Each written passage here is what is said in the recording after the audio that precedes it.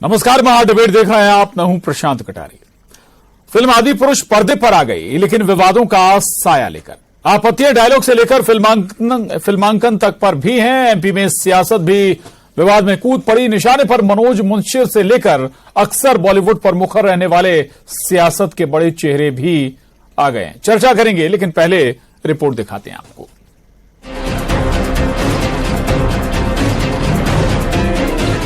Film Adipurush को लेकर दर्शकों का इंतजार तो खत्म हो गया, लेकिन पर्दे पर आई फिल्म के संवादों ने एक साथ कई विवादों को जन्म दे दिया। फिल्म में राम, सीता और हनुमान के पौराणिक चरित्रों के साथ छेड़छाड़, उनके संवाद, पहनावे को लेकर हिंदू संगठन तो भड़के हुए हैं कि सियासी दलों को भी जैसे मसाला मिल गया है। और जहां तक जो इसके संवाद लिखे मनोज मुंशी, जो अपने आप को बड़ा ही सनातनी कहते हैं, उन्होंने इस तरह के घटिया संवाद कैसे लिखे? आप देखें, उसमें माता सीता, आपने सबने पढ़ा है, हमने देखा है कि कभी प्रभु श्री राम का नाम नहीं लिया, उसमें सीधा नाम ले, राघव तुम। मतलब उसमें आप देखें, प्रभु श्री राम कह रहे हैं भारत की बेटी, उसमें भारत नाम कहां था, उसमें एशिया नाम कहां था? अगर हम जाएं लाखों साल पहले, तो ये सब कहीं ना कहीं ने फैंटेसी बनाई है। और उस पूरी फिल्म में आप देखें, सनातन संस्कृति को, हिंदू सभ्यता को बदनाम किया गया है। पिछले लंबे समय से ये देखा जा रहा है कि बॉलीवुड एक विशेष धर्म को टारगेट कर कर पिक्चरें बनाने का काम कर रहा है। अगर किसी भी पिक्चर से जन भावनाओं को ठेस पहुंचती है और जनता का विरोध सामने आता है, तो निश्चित रूप से उन पिक्चरों में उन प्रोड्यूसर को, डायरेक्टर को देखना चाहिए और जिन डायलॉग से, जिन चीज़ों से जनता को दिक्कत हो रही है, उनको निश्चित ही हटाना चाहिए। आम लोग और संतों ने भी फिल्म को लेकर तीखी प्रतिक्रिया दी है। मुझे लगता है कि एक बहुत बड़ा ये षड्यंत्र है कि हिंदू देवी देवताओं को टारगेट करो और पैसा कमाओ। तो अब सभी हिंदुओं से मेरा विनम्र अनुरोध है कि ऐसी पिक्चरों का विरोध करने के लिए अपने को तुरंत सामने आना चाहिए। और विरोध का तात्पर्य कि आप उस पिक्चर को न देखें, ऐसा नहीं केवल हमने मुंह से बोल दिया, आप उसका बहिष्कार करें। कि सेंसर बोर्ड ने इसको परमिशन बिना डिस्क्लेमर के दी, ये बहुत गलत बात है। और इस तरह के जो प्रॉब्लम्स है, इसके ऊपर तो सेंसर बोर्ड को काफ़ी स्ट्रिक्ट होना बहुत ज़रूरी है, क्योंकि इससे जो प्रभाव है वो गलत पड़ रहा है। अब प्रभु राम और बजरंग बली को इस तरह से दिखाना और उनको कॉमन से डायलॉग देना, ये टपोरी जैसे डायलॉग तो कहीं से भी ये इनको नहीं सहमत हुआ जा सकता। 600 करोड़ के बजट में बनी मल्टी स्टारर फिल्म आदिपुरुष यूं तो अपना टीजर रिलीज होने पर ही विवादों में आ गई थी, लेकिन रिलीज के बाद मूवी के मकसद को लेकर दर्जनों मोर्चे एक साथ खुलते नजर आ रहे हैं। भोपाल से रंजना दुबे, शैलेंद्र भदौरिया के साथ bureau report, news 18, Madhya Pradesh, Chhattisgarh. तो फिल्म आदिपुरुष का जब टीजर आया था, तब से ही विवाद शुरू हो गया था कैरेक्टर को लेकर, उसके फिल्मांकन को लेकर, या फिर हम कहें कि उसके चरित्र को लेकर। लेकिन अब जब फिल्म रिलीज हुई तो बहुत सारी बातें निकलकर सामने आई हैं। उत्साह था लोगों में, दर्शकों में उत्साह था, लेकिन फिल्म में दरअसल जो संवाद हैं, जो डायलॉग हैं, जो वाक्य हैं, या फिर जिस अंदाज में पूरी फिल्म का फिल्मांकन हुआ है, वो भी अब सवालों के दायरे में है कि आखिर मकसद क्या था जो निर्माता हैं इस फिल्म के। लेकिन दूसरी तरफ इसमें सियासत भी अब इन्वॉल्व हो गई है। सियासत भी अपने लिहाज से इस फिल्म पर अपनी अपनी बातें रख रहे हैं। चर्चा हम आज करेंगे सभी पहलुओं पर। दो खास मेहमान इस वक्त हमारे साथ मौजूद हैं स्टूडियो में। अपराजिता पांडे जी हमारे साथ जुड़ी हैं, कांग्रेस प्रवक्ता। बहुत स्वागत है अपराजिता जी आपका न्यूज़ 18 पर। और वरिष्ठ पत्रकार दिनेश निगम त्यागी जी इस वक्त हमारे साथ जुड़ गए हैं, आपका भी बहुत स्वागत है। अपराजिता जी, सवाल की शुरुआत आपसे ही करूंगा। ठीक है, मूवी आई, मूवी पर सियासत कोई नई बात नहीं, मध्य प्रदेश में खूब सियासत होती रही है। अब कांग्रेस भी वही कर रही है जो बीजेपी करती आई है। आप भी खोज रहे हैं सियासत? नहीं प्रशांत जी, मैं आपको बता रही हूं ना, एक होता है धर्म और एक होता है सिर्फ धर्म का पाखंड करना। विचार में फर्क होता है और प्रचार में फर्क होता है, दर्शन में फर्क होता है और प्रदर्शन में फर्क होता है। आपको याद होगा 1987 में राजीव गांधी जी ने फिर से टेलीकास्ट शुरू किया था रामायण का, टीवी पर दिखने लगी थी। क्यों किया था? क्योंकि रामायण मर्यादा पुरुषोत्तम की कहानी है, हमारे आपके सबके आराध्य राम जी की कहानी है।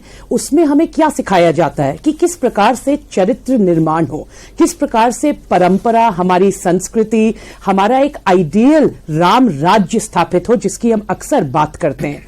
आपने बिल्कुल सही कहा, मध्य प्रदेश में कोई नई बात नहीं है कि फिल्मों पर इस प्रकार से सियासत, राजनीति, पॉलिटिक्स हो रही है। पर आज बहुत दुर्भाग्य से मुझे कहना पड़ता है कि जो गृह मंत्री नरोत्तम मिश्रा जी हैं, जो छोटी छोटी बातों पर, या फिर किसी की बिकिनी का क्या कलर है, या फिर किसी फिल्म में क्या दृश्य कैसे फिल्माया गया है, पर आज जब हमारे सनातन धर्म के देवी देवताओं का इस प्रकार से अपमान हो रहा है तो वो मौन बैठे हैं।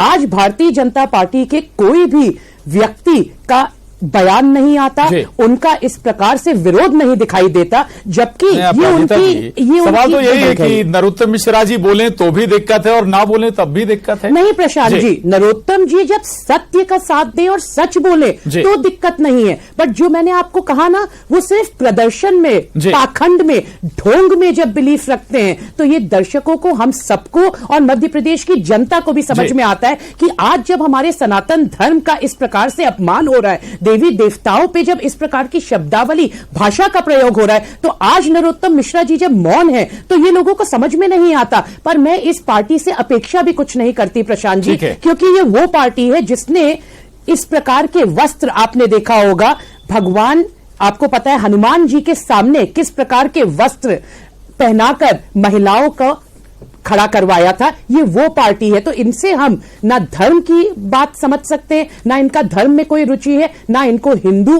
होने का कोई ज्ञान है। बॉडी बिल्डिंग इवेंट का जिक्र, बॉडी बिल्डिंग की इवेंट का, ठीक बात है, ठीक है। डॉक्टर अवधेश पुरी महाराज जी भी हमारे साथ जुड़ गए हैं, आपका भी बहुत स्वागत है। क्रांतिकारी संत हैं अवधेशानंद पुरी जी।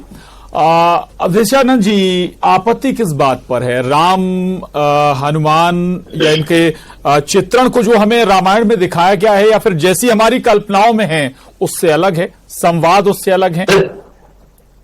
बिल्कुल बिल्कुल, आपत्ति इस बात पर है कि शास्त्रों में जिस स्वरूप का वर्णन किया गया है, हाँ मैं सुन रहा हूं, शास्त्रों में जिस प्रकार से वर्णन किया गया है किसी भी कैरेक्टर का, अगर उसी अनुसार फिल्मों में भी ये दिखाते हैं तो हमको कोई आपत्ति नहीं हो सकती।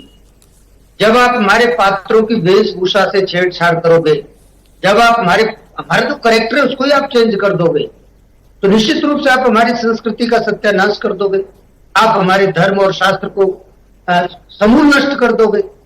तो ऐसा नहीं होना चाहिए, क्योंकि हमारी जो भी आज तक जो हमारी परंपरा चली आ रही है, जैसा हमारे सामने एक इमेज बनती है कि हनुमान जी ऐसे थे, राम जी ऐसे थे, रावण ऐसा था, सीता जी ऐसी थी, आप जब उनसे छेड़छाड़ करोगे, सीता जी का जो इसमें अभी इन्होंने जो बेस बनाया है, ऐसा तो सीता जी के बारे में कहीं कहा नहीं गया। सीता जी को तो अनुसुईया जी ने दिव्य वस्त्र और आभूषण प्रदान किए थे, दिव्य वसन भूषण पहनाए चित्रकूट में।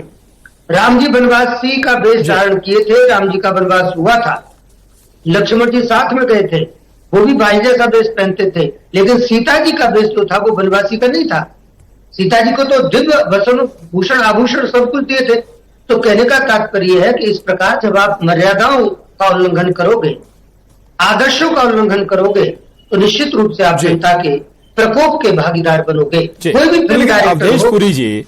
अवधेश पुरी जी, इस महाकाव्य को जब फिल्म में या फिल्मांकन के तौर पर फिल्म बनाई गई, तो जो फिल्म कलाकार हैं या फिर जो प्रोड्यूसर्स होते हैं, निर्माता होते हैं, उनके लिए लिबर्टी भी होती है भाई, थोड़ी बहुत 19-20 वो करते हैं।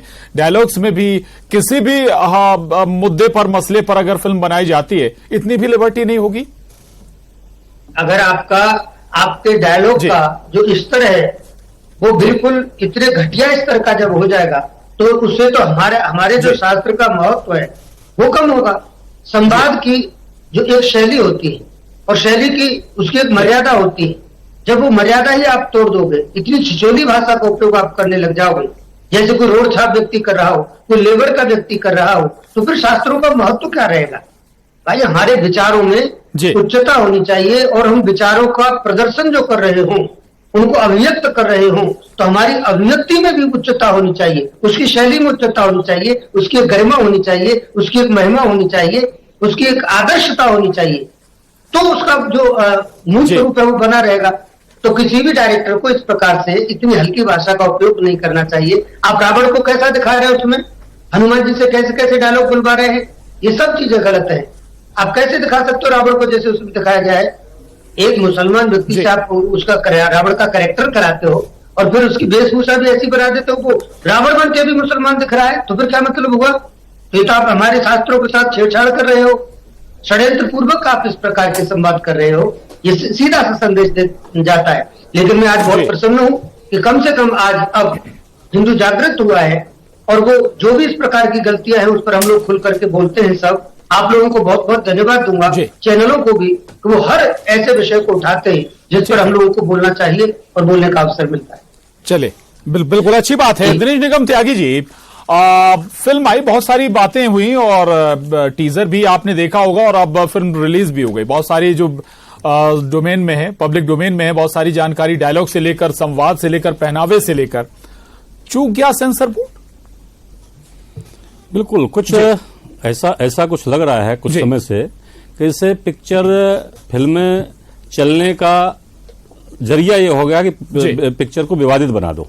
आमतौर पर फिल्में मनोरंजन के लिए बनाई जाती हैं, इतिहास को लेकर बनाई जाती हैं, धार्मिक और सामाजिक पिक्चरें बनाई जाती हैं, सब में अंतर है। पिक्चर सिनेमा बनाने वालों को इस बात का ध्यान रखना चाहिए किस उद्देश्य को लेके कि वो पिक्चर बना रहे हैं। रामायण आदमी के रोम रोम में बसी है। राम को हर आदमी मानता है, हर आदमी श्रद्धा से देखता है, हनुमान को, सारे पात्रों को जितने रामायण में है। इस पिक्चर को ऐसा बना दिया गया। आप ये देखिए, पहली बार ऐसा है कि जब कश्मीर फाइल्स आई, एक वर्ग ने विरोध किया, केरला स्टोरी आई, एक वर्ग ने विरोध किया, लेकिन इस पिक्चर को लेके चूंकि इसमें सभी वर्ग इन्वॉल्व हैं, इसकी पिक्चर में संवादों का हर कोई विरोध कर रहा है, एक तरफ से विरोध कर रहा है। तो मुझे लगता है चूंकि धर्म से जुड़ी पिक्चर है, आस्था से जुड़ी पिक्चर है, तो जब सेंसर बोर्ड इस पिक्चर को देखता है, लागू कर रहा है, अनुमति दे रहा है, तो उसको इस बात को सबसे पहले देखना चाहिए कि इसमें ऐसा क्या है, किसी की धार्मिक भावनाएं आहत तो नहीं हो रही हैं, कोई इससे दुखी तो नहीं हो रहा है। लेकिन मुझे लगता है कि सेंसर बोर्ड भी जो आया दे देता है, बाद में विरोध होता है, फिर उसमें कैंची चलती है। तो फिल्म सिटी को, फिल्मी कलाकारों को इस बात का ध्यान रखना चाहिए कि कैसी पिक्चर बना रहे हैं। पिक्चर मनोरंजन के लिए होती हैं। अगर इतिहास केवल हिट करने के लिए कुछ ऐसा डायलॉग या उसे विवादित मत बनाए। बिल्कुल जो है कुछ ना कुछ ऐसा डाल देते हैं कि चर्चा हो, विवाद हो, हर आदमी देखे। आज भी जब पिक्चर देख के लोग बाग बाहर निकल रहे थे, फर्स्ट शो देख रहे थे, लोग बागों की प्रतिक्रिया ले रहा थी, तो बहुत सारे लोग विरोध में बोल रहे थे, कम लोग फेवर में बोल रहे थे। हर कोई इस बात से दुखी था कि हनुमान जी के द्वारा कैसे संवाद दिखाए गए, सीता जी को कैसा दिखाया गया, राम को कैसा दिखाया गया, रावण को कैसा दिखाया गया, कैसे संवाद लिखे गए। 90% लोग तो इसका विरोध कर रहे थे। अगर ऐसी फिल्म को सेंसर बोर्ड पास कर रहा है तो मुझे लगता है सबसे बड़ा सवाल तो सेंसर बोर्ड पे है। ठीक बात है। नेहा बग्गा जी भी हमारे साथ जुड़ गए हैं, स्वागत है आपका नेहा जी। और सवाल उठ रहा है कि भाई बीजेपी इतनी मुखर है नहीं, या बीजेपी बोल ही नहीं रही, बल्कि इस मसले पर अपराजिता जी भी सवाल उठा रही कि भाई बीजेपी के नेता कहां गए, जो नरोत्तम मिश्रा जी कभी बिकनी का कलर तक बताते थे, वो आज मौन है। देखिए प्रशांत जी, मैं सुन रही थी कि अपराजिता जी तो इसमें श्रेय देने के लिए बीच में राजीव गांधी जी को भी ले आई। भाई फिल्म की बात हो रही है और मुझे पता है कि कांग्रेस पार्टी को तो बहुत पीड़ा हो रही होगी, पर चुनाव का समय है तो कहीं ना कहीं हिंदुओं के धर्म, आस्था और साथ में प्रभु राम, प्रभु हनुमान के साथ में खड़े होना मजबूरी भी है। वरना इससे पहले कभी कांग्रेस पार्टी को हमने देखा नहीं कि इस प्रकार से पक्ष लेते हुए कहीं दिखे, क्योंकि ये तो वही पार्टी रही है ना जिसने, सोनिया गांधी जी ने एफिडेविट लगा के सुप्रीम कोर्ट में राम जी के अस्तित्व पर सवाल उठा दिया था। और जब प्रभु श्री राम का भव्य मंदिर बन रहा था तो उस समय दिग्विजय सिंह मुहूर्त को लेकर आ गए थे, और कई सारी चीजें हम सब बहुत अच्छे से जानते हैं कि हिंदुओं को आतंकवादी से लेकर बोको हरम बनाने वाली अगर कोई है तो कांग्रेस पार्टी है। पर निश्चित तौर पर इस पे अगर बयान की बात करें तो मैंने स्वयं इस पे बाइट दी और आप सब मीडिया वालों को सुबह दी है, प्रदेश कार्यालय में दी है अपने खड़े होकर। भारतीय जनता पार्टी के कई वरिष्ठ नेताओं से सुबह इस पे प्रश्न पूछा गया, उनकी बाइट सुबह से चल रही है, आपके चैनल पे मैंने भी देखी है।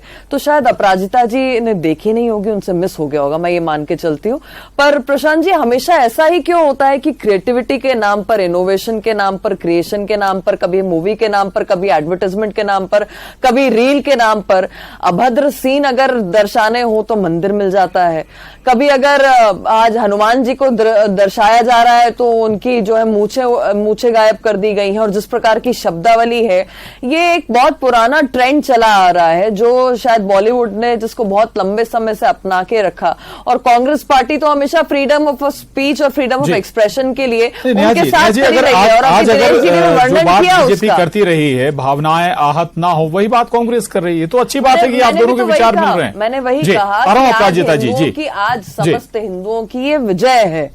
विजय इसलिए है क्योंकि कांग्रेस पार्टी जो कभी हिंदुओं के साथ खड़े नहीं होती थी, चुनाव के लिए ही सही, चुनावी हिंदू ही सही प्रशांत जी, पर कम से कम कांग्रेस पार्टी को आज मजबूरी के तहत, चुनाव के तहत हिंदुओं के साथ खड़ा तो होना पड़ रहा है, स्टैंड तो लेना पड़ रहा है, श्री राम मैया सीता और साथ में श्री हनुमान जी के पक्ष में बोलना तो पड़ रहा है।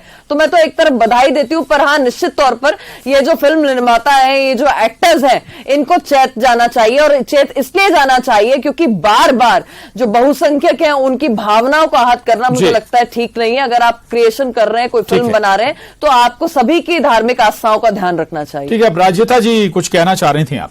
जी प्रशांत जी, देखिए बहुत मजा आता है जब भारतीय जनता पार्टी बौखलाकर, उत्तेजित होकर ये कहने लगती कि सिर्फ हम ही हिंदू हैं, बाकी सब चुनावी हिंदू हैं, चुनावी हिंदू प्रचार के लिए करते हैं। मैंने आपको बताया ना, ये इस प्रकार के हिंदू हैं जिन्होंने हनुमान जी की सामने किस प्रकार की अश्लील वस्त्र में महिलाओं को खड़ा करवाया था। ये उस प्रकार के हिंदू हैं। ये उस प्रकार के हिंदू हैं कि जब हिंदू देवी देवताओं, सनातन देवी देवताओं का अपमान होता है तो ये क्रिएटिव फ्रीडम और क्रिएटिव लिबर्टी की बात करने लगते हैं। ये बॉयकॉट कल्चर, बॉयकॉट ट्रेंड जो शुरू हुआ, आपको भी पता है प्रशांत जी और आपके दर्शकों को भी पता है कि इसका निर्माता कौन था, भारतीय जनता पार्टी।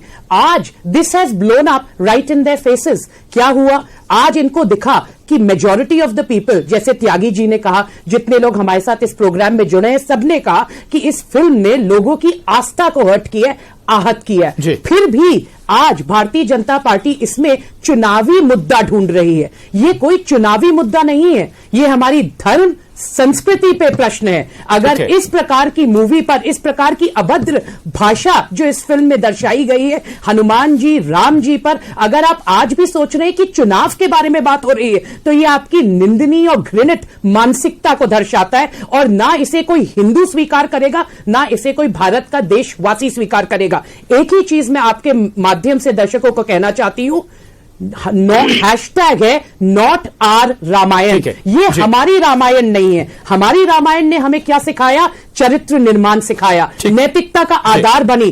मर्यादा पुरुषोत्तम सिखाया। बात करेंगे तो भारतीय जनता पार्टी के कभी समझ में नहीं उठा रही है बात। लेकिन एक सवाल और भी उठ रहा है, आप पड़ोसी राज्य से, छत्तीसगढ़ से भूपेश बघेल जी कह रहे हैं कि भाई दिल्ली के इशारे पर आजकल ऐसी मूवियां बन रही हैं। नहीं, मुझे लगता है कि आज तक जब भी हमने फिल्मों का इतिहास देखा है तो सलीम के साथ हमें अनारकली दिखी थी, और इस प्रकार के जितने भी हमने केरला स्टोरी का जिक्र केरला स्टोरी देखी, कश्मीर फाइल्स का जिक्र कर रहे हैं, वही पूछ रही हूँ, एक और बंगाल पर मूवी बन रही है। मैं आपसे वही कह रही हूँ कि जब जब हिंदुओं की वास्तविकता सामने लाई गई तो एक तरफ तो केरला स्टोरी का विरोध किया, जहां पर हिंदू बेटियों को सेक्स स्लेव बनाया जा रहा था, जहां पर उनको ISIS जैसी गतिविधियों में धकेला जा रहा था, जहां पर साक्षात हमने सौरभ को सलीम बनते हुए देखा HUT के आतंकवाद में। वहां कांग्रेस पार्टी ने एक शब्द नहीं बोला कि कलावा पहनकर जो हिंदू बेटियों को बहका रहे हैं, फुसला रहे हैं, ये हकीकत है जो केरला हाईकोर्ट ने स्वीकारी।